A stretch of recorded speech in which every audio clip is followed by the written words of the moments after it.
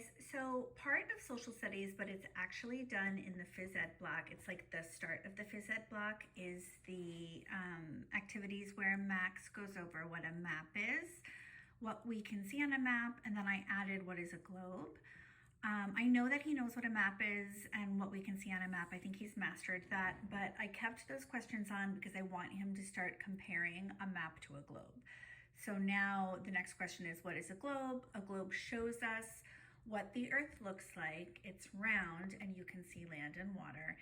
And then the next question is, how are a map and a globe the same? So I thought you could show him a couple of things.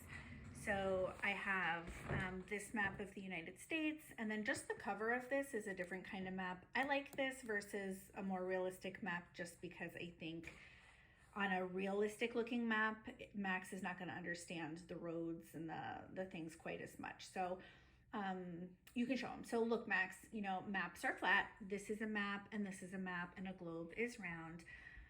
So how are maps and globes the same? Well, you can see land and water. So look, Max, this part is the land and this is the water. On this map, you can see the green part is the land and you can see some water. And on a globe, you can see the land, those are the colored pieces, and you can see the blue part is the water. So how are a map and a globe the same? Well, they both show us land and water. But now how are they different? So it says, what did I write there? A map is flat and a globe is round, and some maps can show us more detail than a globe. For example, you can see roads on a map, but not a globe.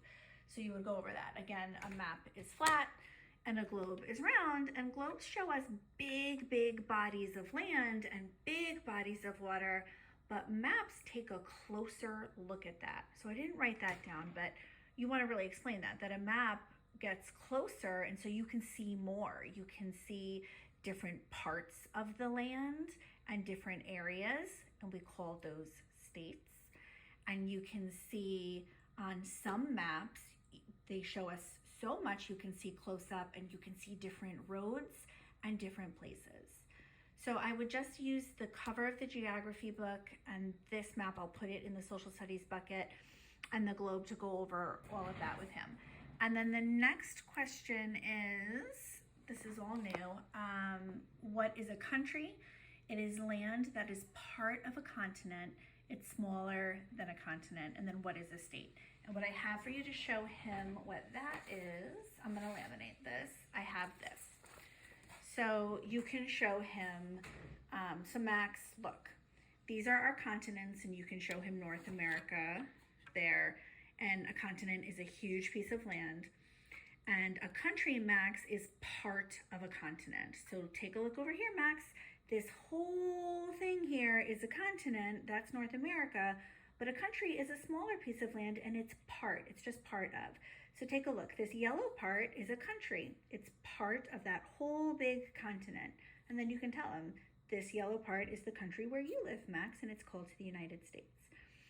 And then when he gets into what is a state, which actually I might put a hold on for right now. I think that's actually plenty, the difference and similarities between a map and a globe and the country. I think that's enough. But eventually he's going to get into what is a state, and then you can bring him over here. Well, a state is part of a country. So look, Max, this is the country, and then maybe you would circle, the size of the state, show him here, and then you could show him over here. But I think I'm going to leave that for later. So for this next set, there's not really an activity. It's pretty much just kind of talking and describing and showing him with the visuals. So you're going to want to grab these three things out and show him with the visuals. And then I know, again, this is expressive, so it does kind of call for him to define things. And that's really, really hard for him. But I think I'm gonna try, I'll try and I'm gonna try and think of some activities that might help him with this, that might help him with the language of it and might help him understand it better. But with this kind of stuff and with social studies, I'm not really quite as concerned about the expressive part. Like, I don't really care that he can define a map and define a country and a continent and a state and all of that.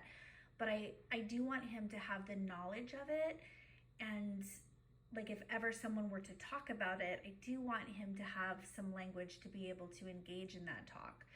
So this is something like I'm really looking for feedback from you guys.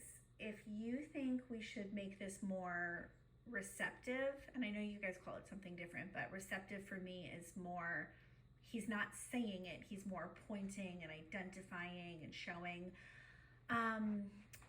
You know, if you think he should be doing it that way, if you could just give me some suggestions on how he can practice that, or like what the best way to take data is on that, just let me know. Because again, the whole social studies stuff for me, it's really just about his general knowledge and helping him to understand the world around him. I don't care that he defines things perfectly. So let me know what you guys think about that.